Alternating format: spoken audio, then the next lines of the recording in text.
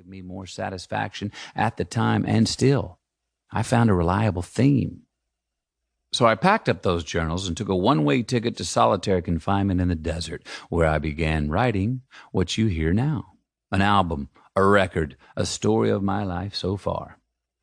Things I witnessed, dreamed, chased, gave, and received. Truth bombs that interrupted my space and time in ways I could not ignore. Contracts I have made with myself, many of which I live up to, most of which I still pursue. These are my sights and scenes, felt and figured out, cools and shamefuls, graces, truths, and beauties of brutality, initiations, invitations, calibrations, and graduations, getting away with, getting caught, and getting wet, trying to dance between the raindrops. Rites of passage.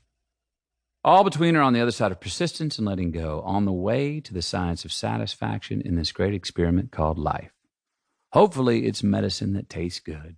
A couple of aspirin instead of the infirmary, a spaceship to Mars without needing your pilot's license, going to church without having to be born again, and laughing through the tears. It's a love letter to life.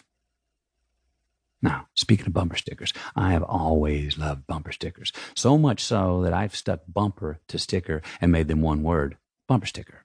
They're lyrics, one-liners, quick hitters, unobtrusive personal preferences that people publicly express. They're cheap and they're fun. They don't have to be politically correct because, well, they're just bumper stickers. From the font they're in, to the color scheme, to the word or words they say, a bumper sticker tells you a lot about the person behind the wheel in front of you. Their political views, if they've got a family or not, if they're free spirits or conformist, funny or serious, what kind of pets they have, what kind of music they like, even what their religious beliefs might be. Over the last 50 years, I've been collecting my bumper stickers. Some I've seen, some I've heard, some I stole, some I dreamed, some I said. Some are funny, some are serious, but they all stuck with me, because that's what bumper stickers do. I've included quite a few of my favorites in this book. The sole objective is the pursuit of the singular finish with only the arrival in sight. This is what brings us together.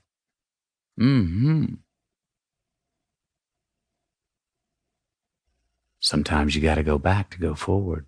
And I don't mean going back to reminisce or chase ghosts. I mean go back to see where you came from, where you've been, how you got here. That's me from a Lincoln ad in 2014. You might remember that one. It got parodied quite a bit. Sold a lot of cars, too. So, how did I get here? Well, I've earned a few scars getting through this rodeo of humanity. I've been good at it. I've been not so good at it. And ultimately, I've found some pleasure in all of it, either way. Here are some facts about me to help set the table.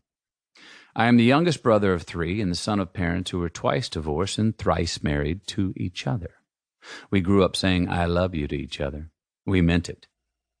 I got whipped until my butt bled for putting on a Cracker Jack tattoo when I was 10 years old. When I first threatened to run away from home, my parents packed my bags for me.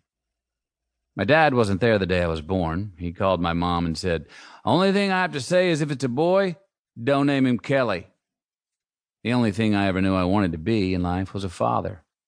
I learned to swim when my mom threw me in the Llano River, and I was either going to float off the rocky waterfall 30 yards downstream or make it back to the bank. I made it to the bank. I was always the first one to wear out the knees in my tough-skin jeans. For 2 years, I led the under-12 soccer league in red cards as a goalie. When I kept whining about my lone pair of tennis shoes being old and out of fashion, my mom told me, "Keep griping, and I'll take you to meet the boy with no feet." I was blackmailed into having sex for the first time when I was 15. I was certain I was going to hell for the premarital sex. Today, I am merely certain that I hope that's not the case. I was molested by a man when I was 18 while knocked unconscious in the back of a van. I've done peyote in Real de Catorce, Mexico, in a cage with a mountain lion. I've had 78 stitches sewn into my forehead by a veterinarian. I've had 4 concussions from falling out of 4 trees, 3 of them on a full moon. I have bongoed naked until the cops arrested me. I have resisted arrest. I applied to Duke, University of Texas at Austin, Southern Methodist, and Grambling for my college education. I got accepted to 3 out of 4. I've never felt like a victim. I have a lot of proof that the world is conspiring to make me happy. I've always gotten away with more in my life than in my dreams. I've had many